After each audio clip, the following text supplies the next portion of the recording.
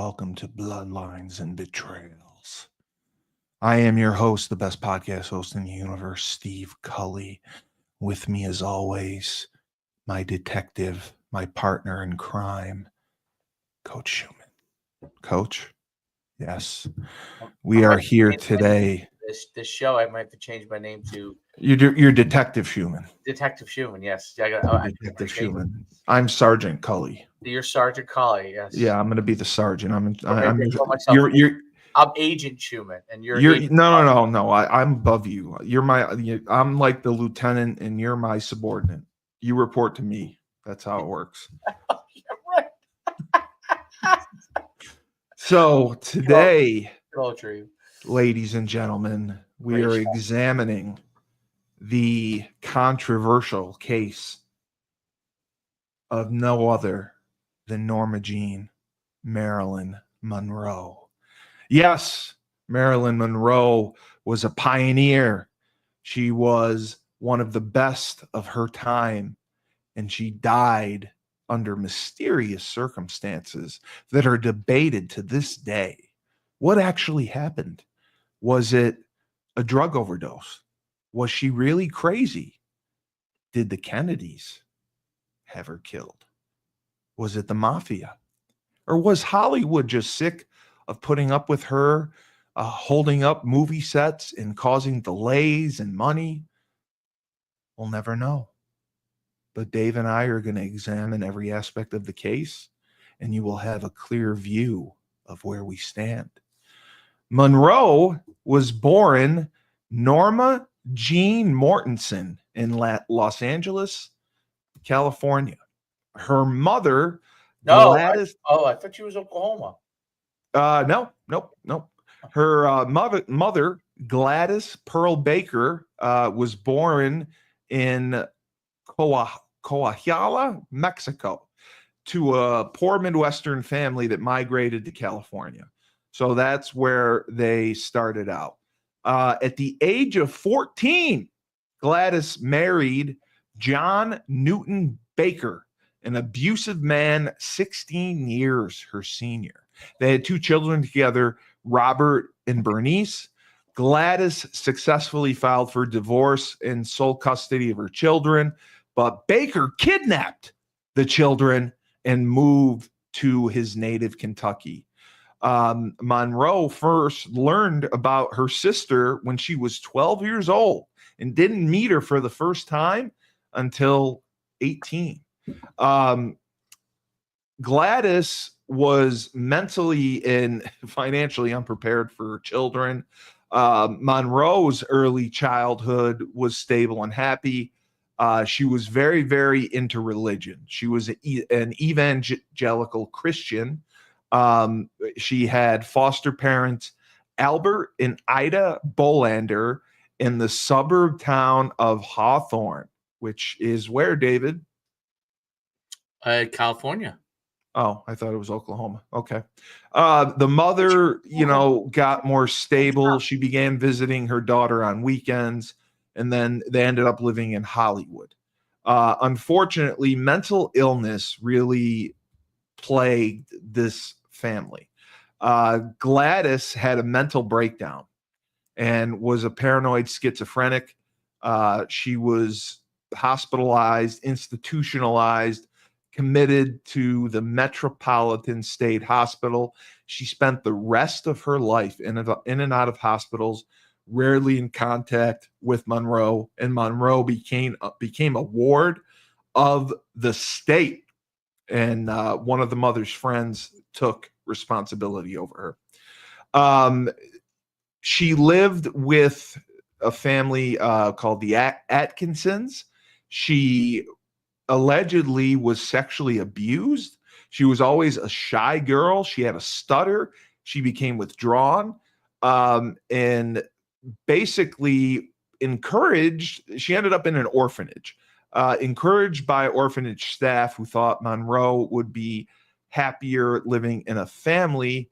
One of the mother's other friends and neighbors, Grace, became her legal guardian in 1936, but did not, for some reason, take her out of the orphanage until the summer of 1937. So she had a very, very tumultuous childhood. She was quoted as saying, "I didn't like the world around me because it was grim. When I heard about acting, I knew that's what I wanted to be." Her foster family used to send her to the movies just to get her out of the house, and she'd sit there all day and night and watch there, and she saw the screen so big and wanted to be on it. She found a permanent home in 1938, but basically she excelled at writing and contributed to the school newspaper, but otherwise was a very, very mediocre student. The same year she started attending high school. The company, one of the companies that her step parents worked for, relocated to West Virginia. California child protection laws prevented her family from taking Monroe out of state. She had to avoid this. This is just crazy. She had to return to the orphanage. To avoid this, it was decided that she leave high school and marry her neighbor, factory worker James Doherty, who was 5 years her senior. The marriage took place after her 16th birthday, Dave. Can you imagine being married at 16? Let me think. Who would I have been married to if I got married at 16? Sophomore year. That's my I don't think you could have married. I don't think you could have paid anyone to marry me at 16. And you certainly couldn't pay them now. I remember the girls that dug me when I was 16. They would have just got me in trouble. Well, Dave, you were a teenage heartthrob, so I was actually. I know. I wish I was. I was not, and I will never. I never will be. Doesn't have. It's an unnecessary attribute. Well, listen, marriage is a failed institution, in my opinion. So that's fine. The husband Doherty, Monroe was completely mismatched with her and said she was dying of boredom. Doherty went into the Merchant Marine Academy and was stationed at Catalina Island, and Monroe moved in with him. So in 1944, 1948, that is when Monroe started modeling. And then she was one of the first to get a divorce. I mean, she got a divorce from her first husband. She met a photographer and was working in the U.S. Army Air Force's first motion picture unit, which had been off. Basically, she shot footage of them to kind of boost morale, Right. so to get people to join and to show that female workers were allowed, kind of deal. Yeah. Yeah. That's kind of how she got started. She then she modeled for the Air Force, and she was a pinup. Basically, anyone in the Army or the Marine Corps, whatever, would put her pictures on their walls. She was a very, very hardworking model, and that's how she originally got her start. She appeared on 33 magazine covers for publications such as Pageant, Camera, Left, and Peak as a model. And her pseudonym name was Jean Norman. She hated her name. She always hated her name. She desperately wanted to be an actress, and she tested several times very, very poorly. But she got one job for 20th Century Fox, and they gave her a 6-month contract. They didn't really like her, obviously, as an actress. They liked the way she looked. Her name, funny enough, was picked by the studio president. His name was Lyon, and who reminded Marilyn Monroe, reminded him of Broadway star Marilyn Miller. So Marilyn was the first name.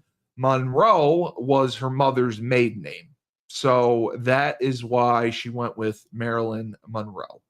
She spent 6 months learning how to act, singing, dancing, and observing the filmmaking process.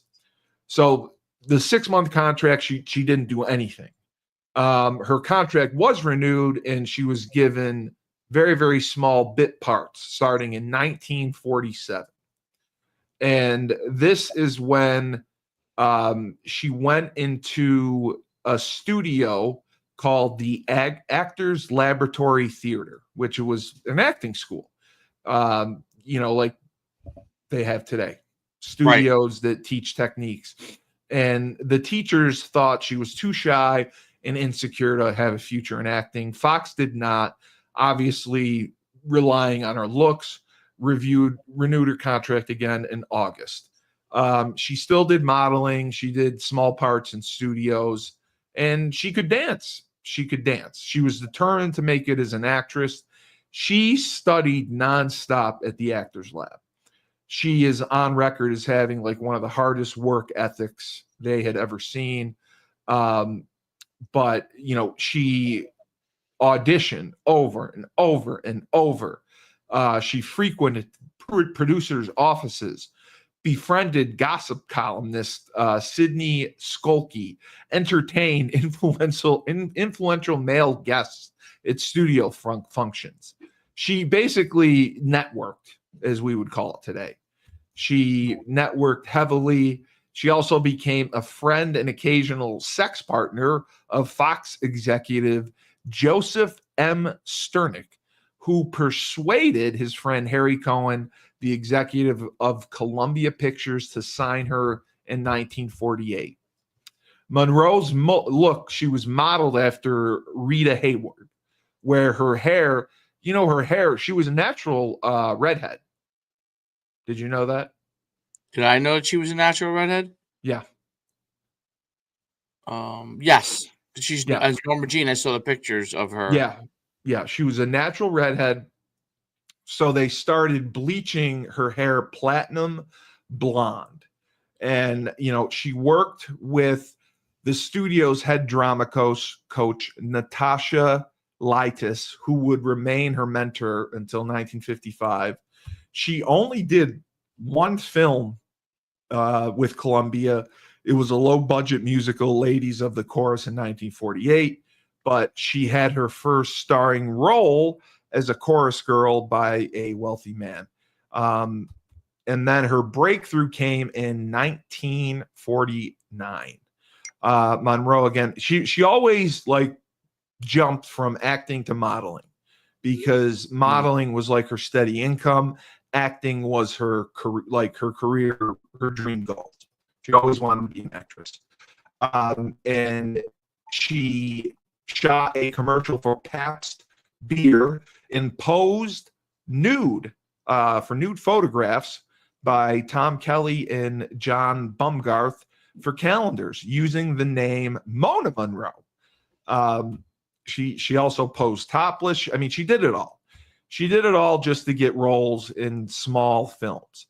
But the two critically acclaimed works she had early on was All About Eve in 1950, which received 14 Academy Award nominations. And the film's star was Bette Davis. And she praised Monroe's performance, saying, "No question, I knew she was going to make it. She was very ambitious. She knew what she wanted, and she was very serious about it. And I thought she had talent." And then her second breakout film was The Asphalt Jungle in 1950. Despite her screen time being only a few minutes, Monroe, this is what turned things around. Monroe gained a mention in photoplay, according to her biographer, and moved effectively from movie model to serious actress. Now, this was the deal that kind of was controversial at the time. Her agent negotiated a 7-year contract with 20th Century Fox, which was unheard of, which would be unheard of today. Fox could opt out to not renew the contract after each year, And unfortunately, her agent died of a heart attack only days later after negotiating this, which left Monroe devastated. And she was very, very active as an actress. She was in films all throughout 1951. Her popularity with audiences was growing, and she would receive thousands of fan letters a week, and was declared Miss Cheesecake of 1951 by the Army newspaper Stars and Stripes, reflecting the preferences of soldiers in the Korean War, because her pinup was everywhere. You couldn't go anywhere without seeing her pinup. Her private life, she dated several men. She dated Peter Lawford. In 1952, she had a highly publicized romance with retired New York Yankees star Joe DiMaggio, one of the most famous sports personalities of the era. Joltin' Joe was a little before your time, Dave, right? Yeah, Joltin' Joe was a little bit before. I know he's way before your time. That marriage was oil and water there. Yeah, it kind of was. I believe it was the movie.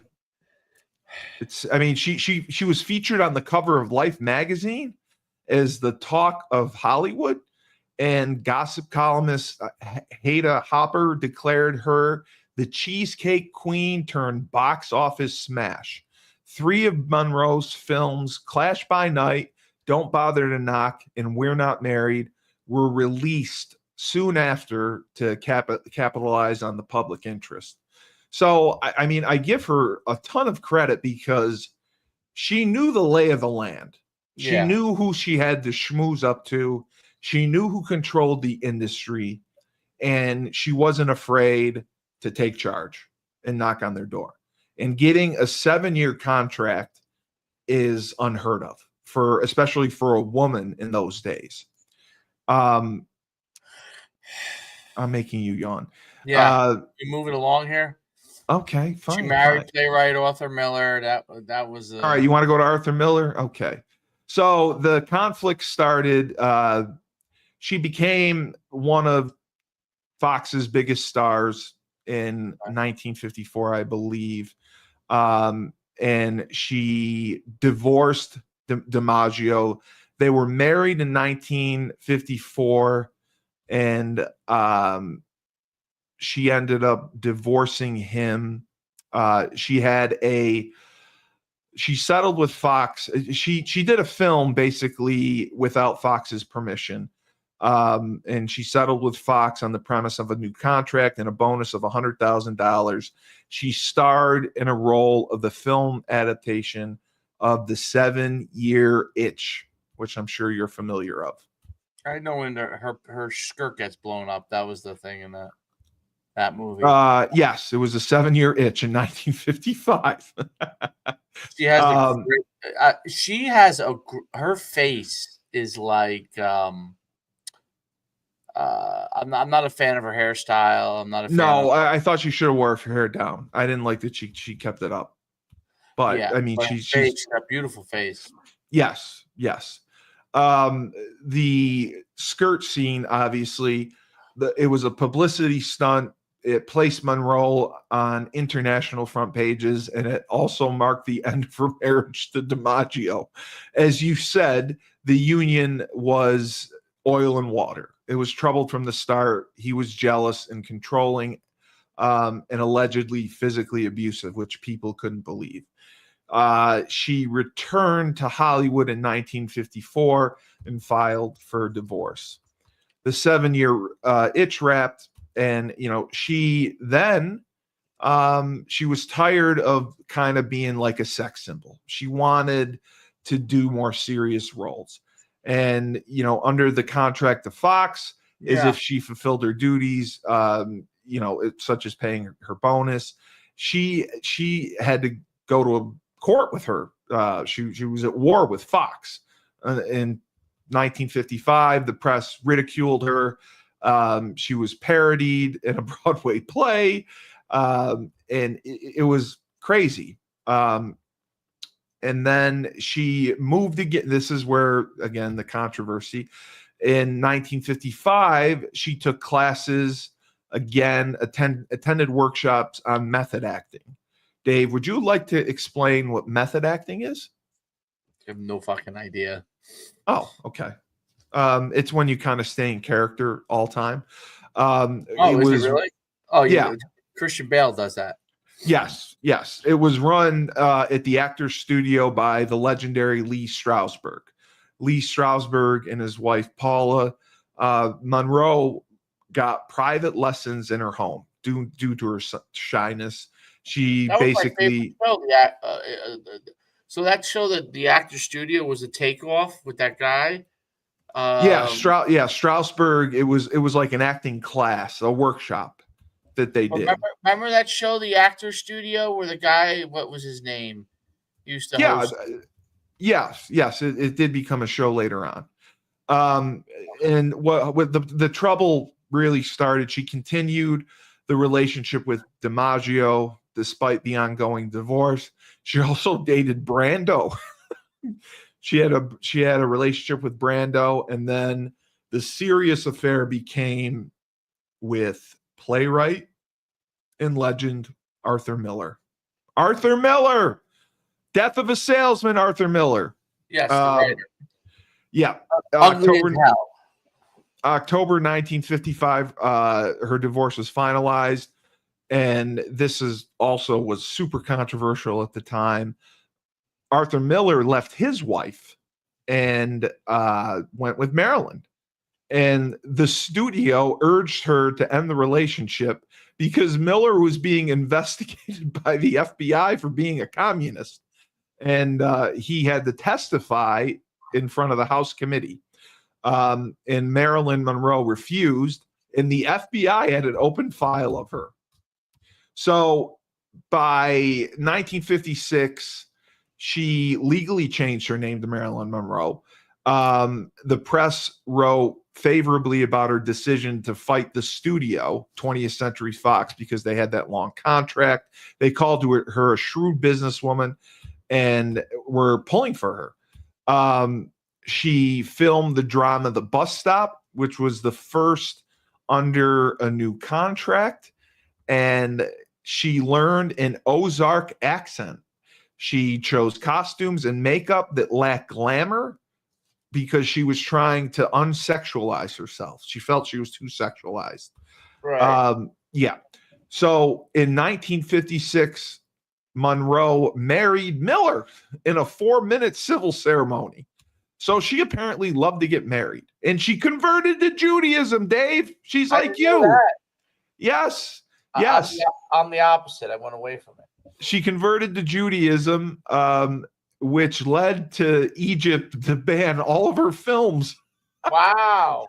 Yes, and due to Monroe's status, controversy back then, even between big time. I know, because remember that was the war that was. Yeah. So I thought she was in that movie with James Dean, Rebel Without a Cause. Maybe I'm wrong about that. So I don't think she was. Oh, she was. Okay. So she had some conflict.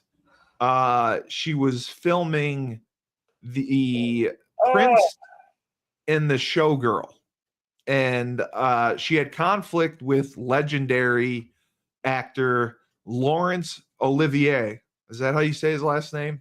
Yeah. The guy from the Can we talk about her death at some point in this episode? Okay, you just want to go to her death. Okay, fine. You want to go to her death. I want to go to. All right, her death. Okay, during her final months, because she died at 36 years old. Yeah, during her. Well, she was institutionalized before that. Okay, so talk about that stuff. Yeah, she had a nervous breakdown, and she was on a movie set. She was sick for several days. The film was running behind schedule. People were pissed at her, and she ended up being institutionalized for having like mental health issues and nervous breakdown. So the death of Marilyn Monroe basically was August 4th, 1962. 36 years old. She died of a barbiturate overdose in her home. Her body was discovered the following morning. I believe it was the housekeeper. She had been one of the top actresses of the century, actually. Definitely one of the top. She was the top actress of the 50s and early 60s, and her films grossed $200 million at the time of her death. Wow. So imagine what that is today. She suffered from mental illness, substance abuse. She had not completed a film since The Misfits, which was released in 1961, which was a huge box office disappointment. She was preoccupied with several health problems. In April of 1962, Fox began filming Something's Gotta Give. But the studio fired her because in the weeks preceding her death, she started giving interviews to high-profile publications, and she was trying to get herself rehired. But so the story goes, the day of her death on August 4th, she was accompanied by her publicist, housekeeper, and photographer, along with her psychiatrist. And at the request of Monroe, I believe it was it Murray? She had someone stay over. I believe it was her housekeeper. At 3 a.m. on Sunday, August 5th, Murray noticed that Monroe had locked herself in her bedroom and appeared unresponsive when she looked inside through a window. Murray alerted Greenson, who was the psychiatrist, who came over and entered the room by breaking a window, found Monroe dead. Her death was officially ruled a probable suicide based on the information of her overdosing. She had suicidal thoughts and mood swings. Despite the coroner's findings, several conspiracy theories suggested murder or accidental overdose.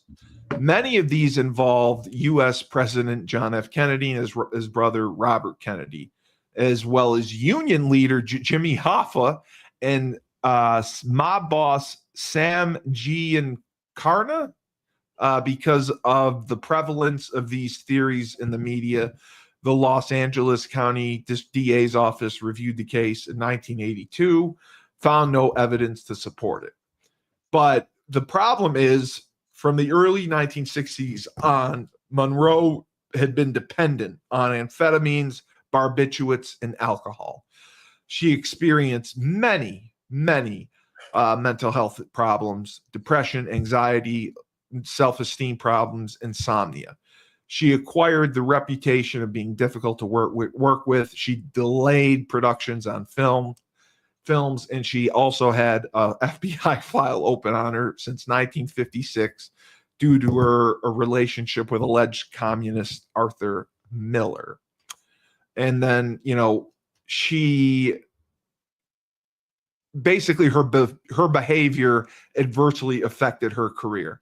She lost out on several roles because she was thought of to be difficult to work with, and Arthur Miller seriously influenced the roles that she was taking. Instead of working, Monroe spent all of 1961 preoccupied with health problems. She did no projects. She had surgery for endometriosis. She spent 4 weeks in hospital care, and then she was in the mental ward for depression. And then she received a Golden Globe Award and began to shoot a new film, the one we talked about, Something's Gotta Give. Days before filming, she caught cyanitis and was advised to postpone production. but she began filming anyway, and she was way too ill to work, and it cost her 6 weeks, and it pissed everyone off. Fox was pissed. The actors were pissed.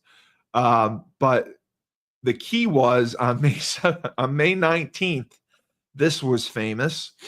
While she was allegedly sick, Monroe took a break to sing famously, "Happy Birthday, Mr. President." Birthday, Mr. President. Yes, to John F. Kennedy. Happy birthday. Does that sound like her? It does. And so this was very bad because significant speculation about her extramarital affairs. Right. So the timeline again, 4:30, her psychiatrist came over, Ralph Greenson, to conduct a therapy session. She asked her housekeeper, Murray, to stay overnight and keep her company. At between 7 and 7:15, she had a call from DiMaggio, who they stayed close friends since her divorce, since, they had broken up. And there was nothing alarming. At 7:45, again, she talked to her psychiatrist. She went to bed right around 8 o'clock, which is early. She received the call from Peter Lawford, who is, as you know, the brother-in-law of President Kennedy, who was hoping to persuade Monroe to attend his party that night. Oh. Lawford became alarmed because Monroe sounded like she was under the influence of drugs.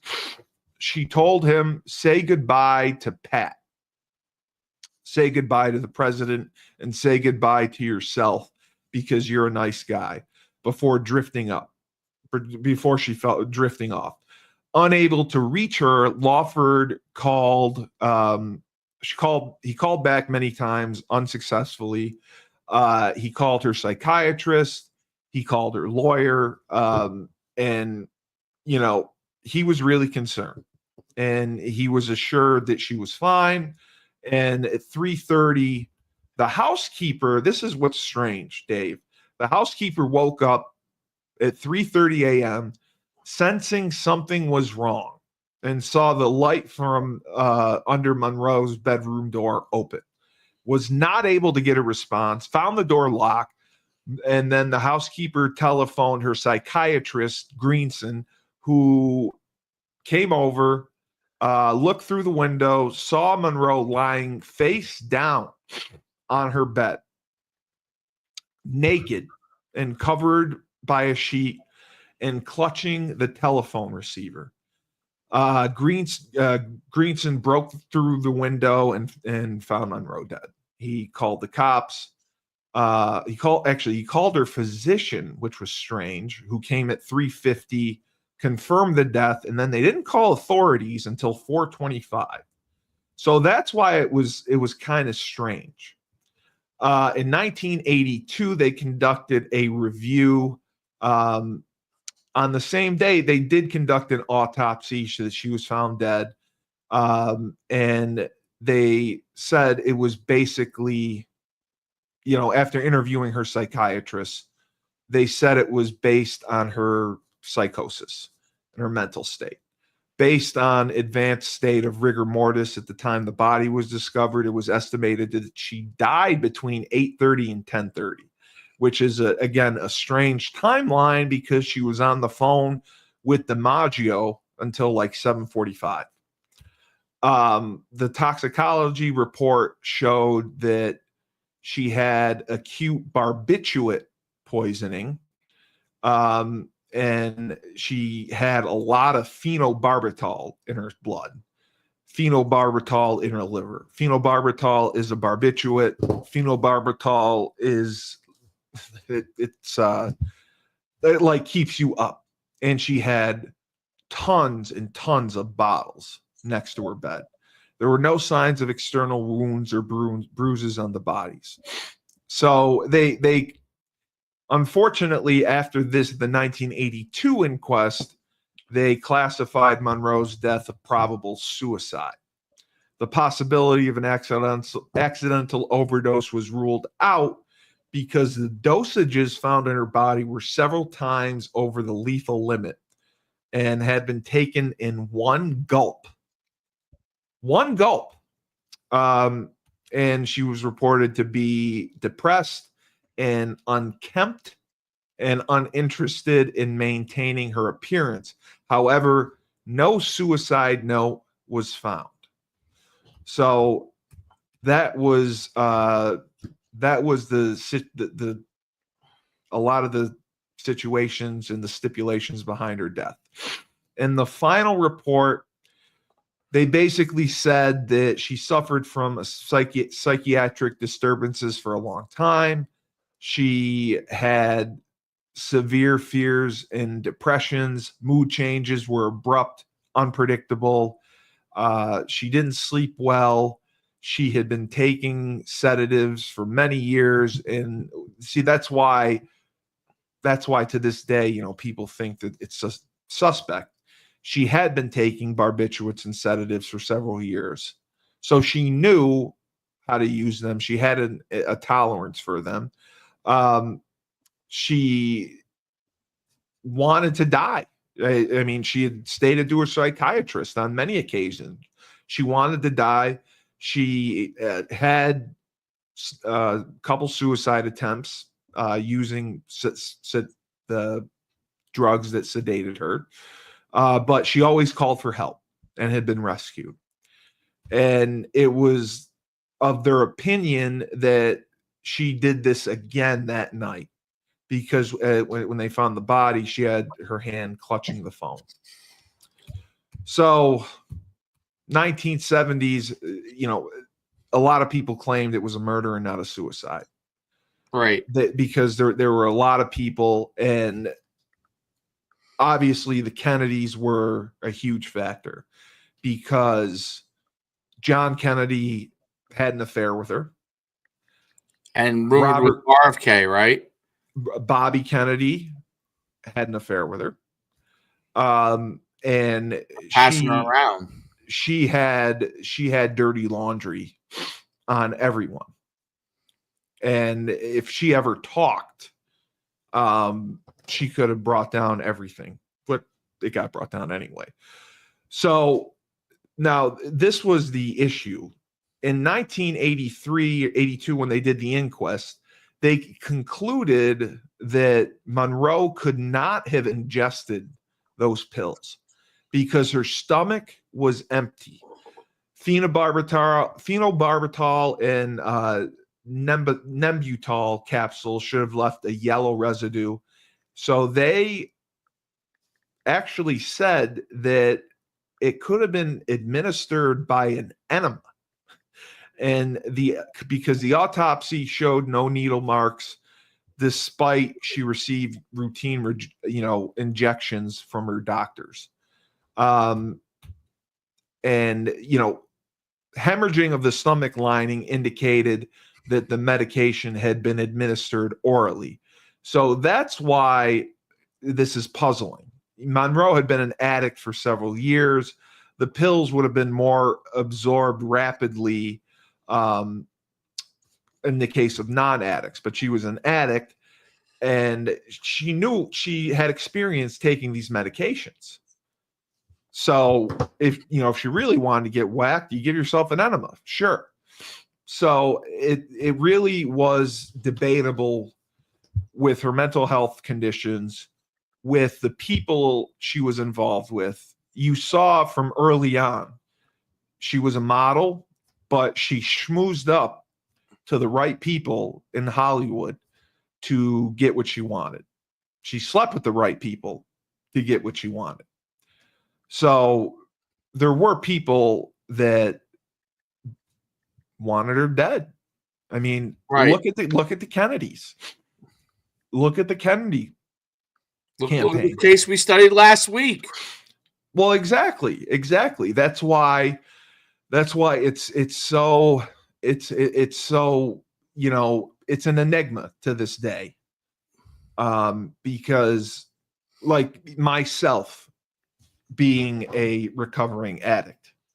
I would know enough if I were to start using drugs again. I couldn't take the dosage that I had been taking. I would know what to use.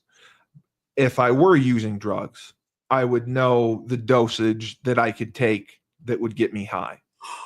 I would have enough knowledge of that to know and protect myself.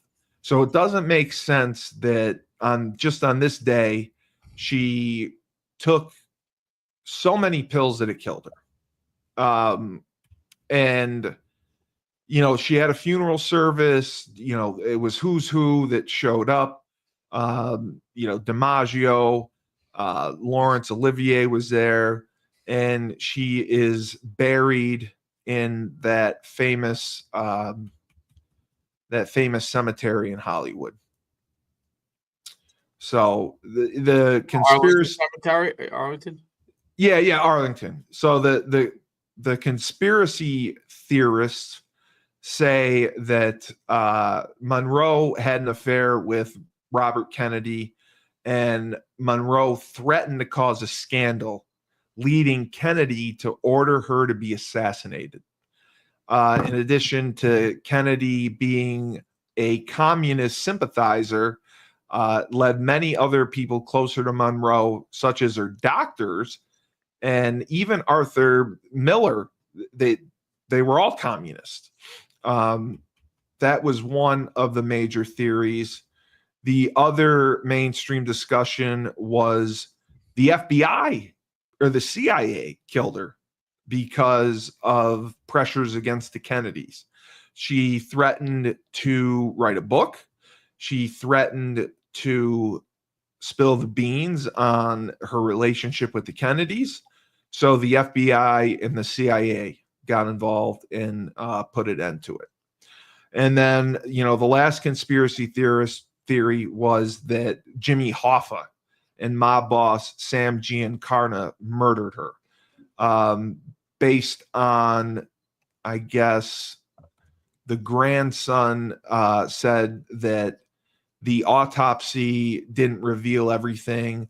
There was extensive bruising on the body that was omitted from the autopsy report. And there were pictures that had been disappeared. And, these people demanded the death be investigated and reopened. The Los Angeles district attorney did not find anything to support murder claims, and it was done.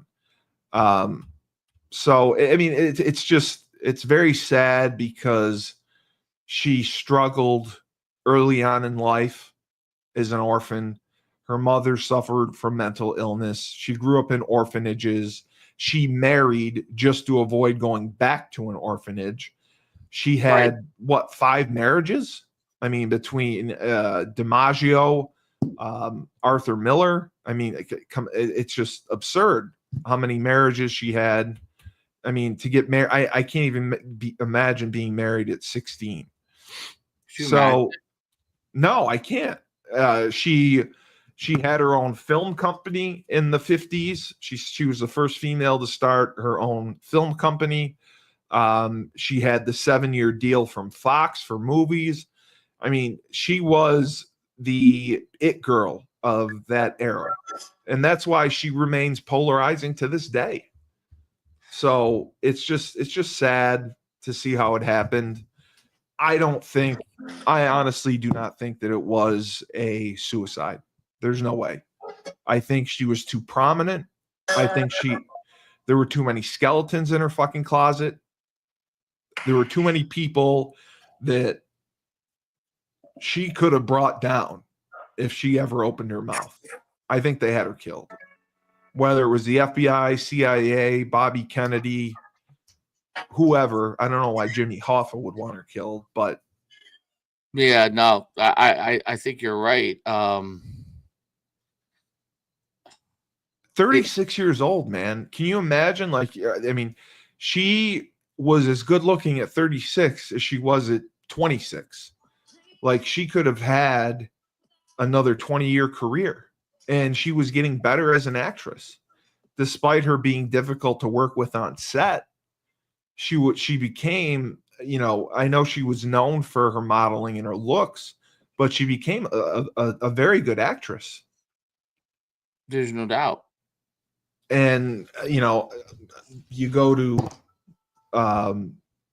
Candle in the Wind, the song. I would have loved to have been around during Marilyn Monroe's heyday. I've read as much about her. I've read the conspiracy theories.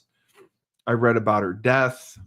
The death, just like I said, seems suspicious because she goes to bed. She had just gotten off the phone with DiMaggio, and they were on good terms.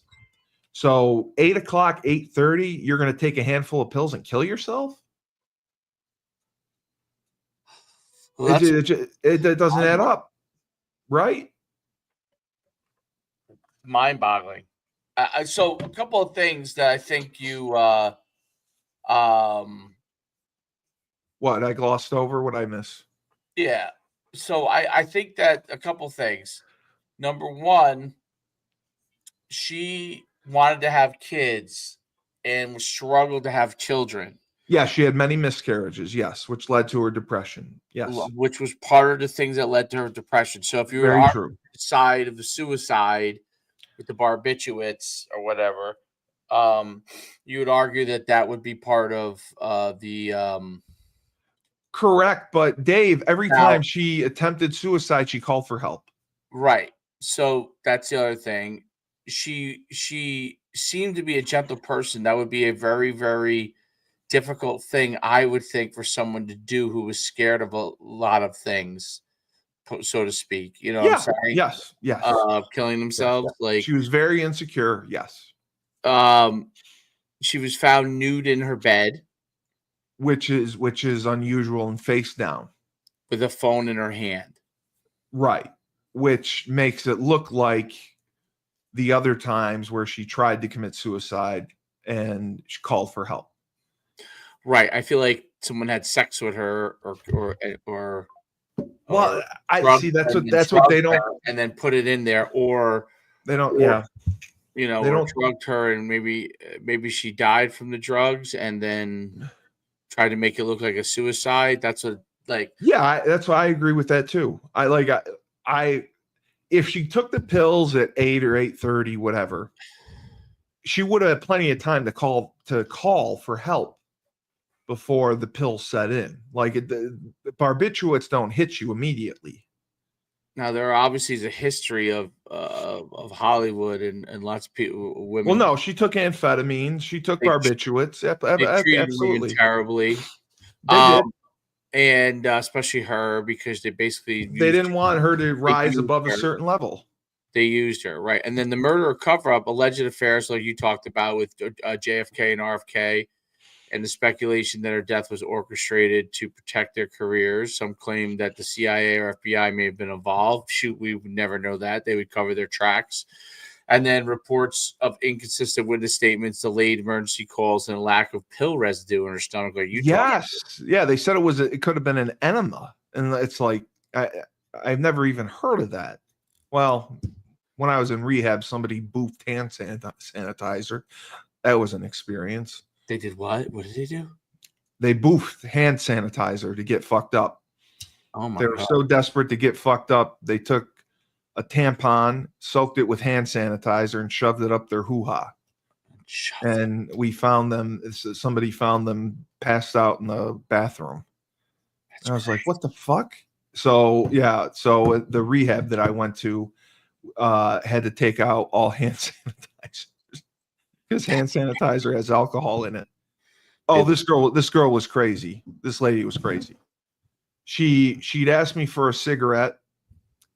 I'd give her one, and then she'd ask me for a cigarette every day. I'd give her one every day. Then she felt bad. She bought me a pack. But then she asked if she could have a cigarette again. I said, "Here, just take the pack." And she said, "Okay." And she took the pack back. This was the girl that boofed, that shoved the hand sanitizer up her hoo-ha. Up her hoo-ha just to get high. Well, dude, when you need to get high, you need to get high. She went to that bathroom, took out her tampon, hand sanitizer, covered it, soaked it in hand. She was in there, soaked it in hand sanitizer, shoved it right up there. Great. And none of us could wash our hands because of it. Then what'd you guys have to do?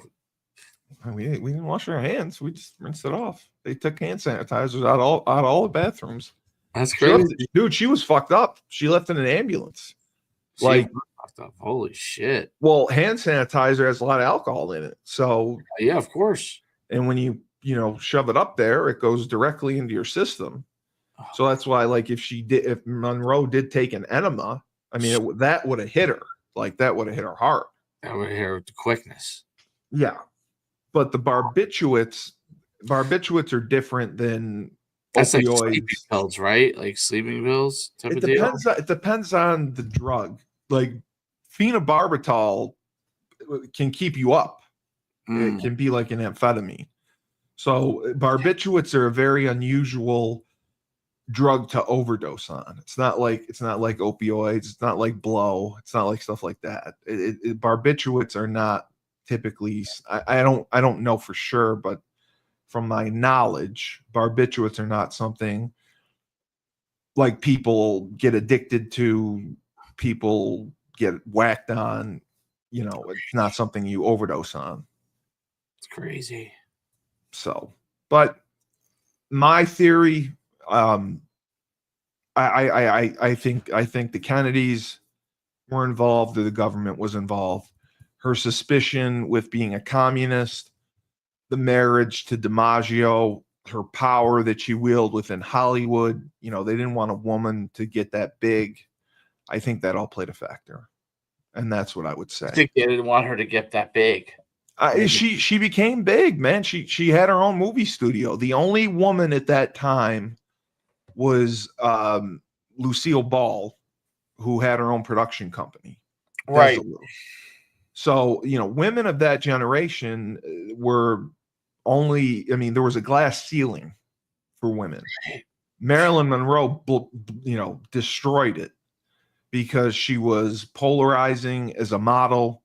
She had the wherewithal as an actress to know, I don't want to be a sex symbol my entire career. And she knew, she had the wherewithal to know, I'm not going to have these looks for the rest of my career. So I am going to have to evolve as an actress and take more serious roles. And that is what's going to keep me relevant. And the fact that she took the entire 1961 year off from making films because of her mental health, because the endometriosis surgery and spending time in the psych ward. I think she was planning a comeback. And I think that, she may have spilled the beans. She may have been ready to talk about the Kennedy thing. And that would have been catastrophic to their careers, because it was I don't know the dates. Do you know the dates when John Kennedy was president? Well, John Kennedy was killed in 1963. Okay, so he was president in 60 or 59 or 60 to 64. He would have been president, right? Yeah. Okay, so he was president, and then Bobby was in line. Right. So he could have. And it was JFK's first term, correct? I believe so. Yeah. So she could have torn all that down. Yep. So the FBI and the CIA and the Kennedys, I likely believe, were involved in her death. I don't think. Well, drug addicts are pretty smart as far as how much they can use. I don't think she would have intentionally, like they say, an accidental overdose. I don't think that's possible because of her knowledge of, what she's taken in the past and what she can use. Right. I don't buy that theory. I buy the theory that you said. Somebody came in. I don't even know if they even looked for sexual assault. Maybe there was. Back then, that would have got brushed under the rug, I think. Yeah, and you know, they did the autopsy that same day. It seemed rushed. They didn't investigate too much into the death, and you know, the phone could have been placed in her hand. And for the time of death is what the time of death is what bothers me. You're telling me she had a call with DiMaggio until 7:45, and her death occurred between 8 and 8:30. And allegedly she's on great terms with DiMaggio.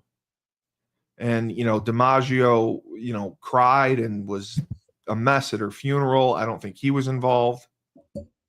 No, I don't believe DiMaggio. So that's my thing. I think the time of death proves that it was you can't list the manner of death as a suicide or an accidental overdose. I think it has to at least be listed as undetermined. I agree. I know you want to end the show and go to the quarterbacks, so yeah, that's fine. But yeah, I think we've explored it enough in depth. I think we would have to pull files. Well, you don't like me giving background. I'm just trying to give. I try to give background on the case. Well, what do you want me to go? You want me to just go? Okay, so 1956, she died. No, I would like make the show 15 minutes fucking long. Here's what I would have did. You got to give the background of her career. You got to use ChatGPT a little bit here. So if I were to read it from ChatGPT, what the fuck is ChatGPT? Oh, the AI crap. Yeah. Marilyn Monroe was born Norma Jean Mortensen on June 1st, 1926, one of the most iconic actresses and sex symbols in the American history. But it was important to mention that her mother suffered from mental illness. Highlights her early life in modeling, no. Her homes and orphanage. Monroe began modeling in the 40s, which led to a film contract in the 20th century. All right. You know what? Next week, you can read it. You can read all the facts. And I'll sit back like you, and I'll close my eyes, and I'll pretend like I'm falling asleep, and I'll yawn, and I'll masturbate. I'll do it all. And you can see how it feels to watch someone. I don't think we addressed the one thing that I think first of all led to her depression, and second of all, I want to know the depression was. Here's what I want to know. Okay, I want to know: did she was trying so hard to get pregnant? She wanted to get pregnant with Arthur Miller. Okay, with Arthur Miller was older though too. The first husband. Okay, she had a couple of miscarriages. The first husband was a merchant marine. Right. James Doherty guy. She reportedly had one ectopic pregnancy where the fertilized egg implanted outside the uterus, life-threatening, often ends emergency surgery. Okay, so here's my thing. Here's my theory. What if she got pregnant by Kennedy? Yes. Yes. Oh, well, that would have changed. That makes it pretty obvious. Okay, so this is what I like to talk about. So there's no way that happened. There's no way. I'm going to read this to you. While never confirmed, some theories suggest she faced pressure to end such a pregnancy if it occurred due to political consequences with one of the Kennedys. Yeah, but back then there was no paternal testing. Like she could have said it came from anywhere. She didn't have worried that she was going to say that she. That's very true. Yes, because she had threatened that. She didn't have parents. She was an orphan. I mean, all these things are very bad. Yep. You know what? You're probably right. She would not have wanted her son or daughter to grow up without a father. I agree. Right. So that's my little theory thing, throwing it out there. I'm not saying any of it's true. I'm just saying something to think about. That very well could be. Like, I don't think she would have been in the mental state that she was in had she been pregnant. If I was just around at that time and she mentioned it, I would have just implanted 10 kids and she'd been fine, you know? But I'm saying if she were pregnant at that time, don't you think she would have been happy? Like, I don't think she would have been do. depressed. I'm not saying that. I'm saying that maybe she was killed. Right, but she would have had to known she was pregnant to tell people she was pregnant. Right. For the Kennedys to find out. One of these guys comes over, has sex with her. She says, "I want you to know something." And then, I'm pregnant. Yeah, You think JFK and the Secret Service came over to Hollywood and he ramrodded her, and she said, "Oh, by the way, John, I'm pregnant. Congratulations, you're gonna have another kid." You think that, or Bobby, hey, Bob, great news, you're gonna be a father. I think she's way too smart to have done that. Because she was. So, do you think she died of suicide? No. I definitely think the death is undetermined. I think that it was murder. I think she was set up by either the Kennedys, our government. I think those are the ones that have the MO to have her killed. I don't think it was an accidental overdose. I don't think it was a suicide. I think she was murdered. But I know that this has to stay under an hour, so I can leave it at that for you. Absolutely. All right, and that's another Bloodlines and Betrayals. Go ahead, A Steve. great one, and it transcends our time. Until next week, we'll let you know what we're going to discuss. This has been Bloodlines and Betrayals. I'm your host, the best podcast host in the universe, Steve Cully. My partner, Detective Schumann. Remember, when life gives you lemons, don't make lemonade. Just don't take barbiturates. Well, yeah. All right, that sounds good.